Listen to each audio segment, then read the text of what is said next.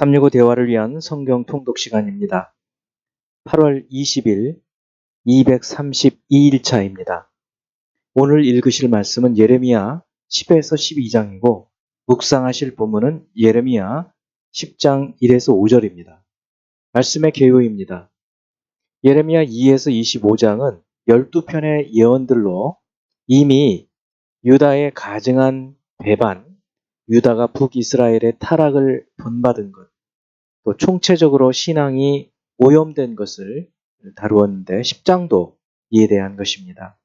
11, 12장은 유다의 여호와 언약 파기를 다룹니다. 10장 1에서 10절은 사람이 만든 우상의 헛됨과 여호와 하나님만이 참 하나님이심을 밝힙니다. 11에서 16절은 여호와께서 권능으로 세상을 창조하셨음과 다시 우상이 헛되다는 것을 말하고 있고 17에서 25절은 하나님의 징계 선언과 선지자의 탄식과 기도 내용입니다. 11, 12장은 그 내용으로 볼 때 주전 622년 요시야 왕이 율법책을 발견한 후 개혁을 시작했던 후로 생각되고 유다가 하나님 언약을 깨뜨린 것을 책망하는 내용들입니다. 11장 1에서 8절은 유다에게 여호와 하나님의 언약을 지키기를 촉구하고 9에서 17절은 우상을 숭배함으로 여호와와의 언약을 깨뜨린 유다에 대한 심판 선언입니다. 18에서 23절은 예레미야의 구원 요청과 공의로운 심판을 바라는 기도, 그리고 예레미야에게 예언하지 말라는 아나돗 사람들을 벌하시겠다는 하나님의 말씀입니다. 12장 1에서 4절은 악한 자가 형통하고 반역한 자가 평안한 것에 대한 선지자의 질문과 탄식, 5에서 17절은 예레미야의 질문에 대한 여호와 하나님의 대답입니다. 또 그것은 반역한 유다에 대한 이방인인 이 들짐승은 이방인을 말하죠. 바벨론 사람들을 통해서 심판하시겠다는 것과 그 후에 돌이켜 다시 인도하시겠다는 말씀입니다. 이제 예수 그리스도를 닮아가고자 하는 우리의 목표를 향한 여행을 위해서 질문하고 대답하는 시간 같습니다. 첫 번째 10장 10절 오직 여호와는 참 하나님이시요 살아계신 하나님이시요 영원한 왕이시라. 그 진노하심에 땅이 진동하며 그 분노하심을 이방이 능히 당하지 못하느니라. 우상과 비교해 볼 때 여호와 하나님은 어떤 분이신가요? 우상은 헛되어서 진실을 찾아볼 수 없지만 여호와 하나님은 참 하나님, 진실하신 분이십니다. 우상은 또 사람이 만든 것으로 생명이 없지만 여호와 하나님은 모든 존재에 생명을 부여하신 생명의 근원으로 살아계신 분이십니다. 또 우상은 사람이 만들어서 존재 자체가 인간에게 의존하지만 여호와 하나님은 태초부터 종말까지 영원하신 분입니다. 두 번째 10장 24절 여호와여 나를 징계하옵시되 너그러이 하시고 진노로 하지 마옵소서. 주께서 내가 없어지게 하실까 두려워하나이다. 선지자는 왜 자신의 징계에 대한 기도를 하고 있을까요? 예레미야는 그들의 죄를 회개하지 않는 유다 민족과 자신의 죄를 동일시해서 기도하고 있습니다.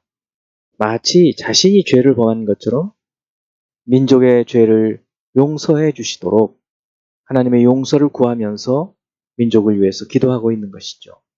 너그러이 하시고 라는 말의 원형은 미슈파트로 징계하소서, 그러나 이 너그럽게 해달라는 그런 말씀이죠. 세 번째 11장 2, 3, 4, 5, 6, 8, 10절의 언약 계속해서 반복되는 이 언약은 구체적으로 무엇을 의미할까요? 4, 5절에 언급되었는데요. 애굽 땅에서 인도하여 광야에서 맺은 언약을 말합니다. 직접적으로는 너희는 내 목소리를 순종하고 나의 모든 명령을 따라 행하라. 그리하면 너희는 내 백성이 되겠고 나는 너희의 하나님이 되리라. 젖과 꿀이 흐르는 땅을 주리라 한 언약을 이루리라. 이 약속을 말하는 것입니다. 네 번째 11장 18절 여호와께서 내게 알게 하셨으므로 내가 그것을 알았나이다. 그때에 주께서 그들의 행위를 내게 보이셨나이다. 여호와께서 예레미야에게 알게 하셔서 선지자가 알게 된 것은 무엇일까요? 11장 9에서 17절에 언급된 것처럼 유다 민족이 여호와 하나님을 버리고 우상 숭배를 함으로 하나님과 맺은 언약을 깨뜨렸다는 사실, 그것을 알게 되었다. 그것을 알게 해주셨다. 그런 말씀입니다. 민족의 죄를 직시하게 된 것이죠. 다섯 번째 12장 5, 6절 만일 네가 보행자와 함께 달려도 피곤하면 어찌 능히 말과 경주하겠느냐? 네가 평안한 땅에서는 무사하려니와 요단강에 물이 넘칠 때에는 어찌하겠느냐? 네 형제와 아버지의 집이라도 너를 속이며 네 뒤에서 크게 외치나니 그들이 네게 좋은 말을 할지라도 너는 믿지 말지니라. 이 말은 누가 누구에게 왜 하는 말일까요? 12장 5에서 17절은 하나님께서 예레미야 선지자에게 대답하시는 말씀이죠.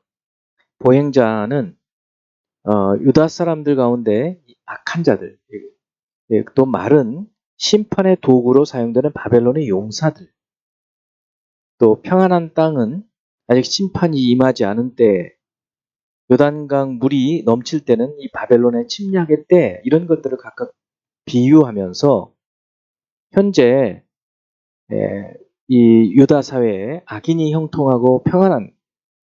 평안한 것처럼 보여서 왜 하나님 저들을 그대로 내버려 두십니까? 하고 선지자가 질문하고 있을 때 하나님께서는 심판의 때에 이 악인들을 바벨론을 사용해서 심판하시면 그와 같은 일을 네가 어떻게 받아들이려고 하느냐 그런 말씀이죠. 마치 하박국 선지자의 질문에 대해서 하나님께서 대답해 주셨던 내용과 아주 흡사한 그런 말씀입니다. 이제 한 구절의 말씀을 묵상하여 교훈으로 삼고 기도하는 시간 같습니다. 10장 23절 여호와여 내가 알거니와 사람의 길이 자기 자신에게 있지 아니하니 걸음을 지도함이 걷는 자에게 있지 아니하니이다. 우리는 보통 내가 내 마음대로 걷지 또 내 마음대로 인생을 살지 이렇게 생각하고 있지만 그러나 넓게 보면 내가 아무리 열심히 해도 벗어나지 못하는 어떤 그런 영역이 있고 또 내가 전혀 계획하지 않았던 어떤 문들이 열리는 것들을 보게 됩니다. 이것이 우리 믿음의 눈으로 볼 때에는 하나님의 인도하심이라는 것이죠. 여호와여 내가 알거니와 사람의 길이 자신에게 있지 아니하니 걸음을 지도함이 걷는 자에게 있지 아니하니이다. 기도하겠습니다.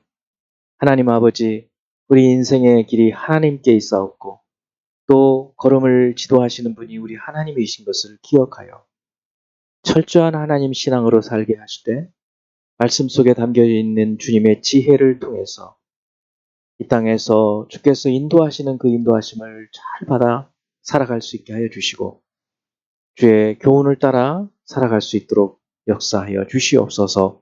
예수 그리스도 이름으로 기도합니다. 아멘.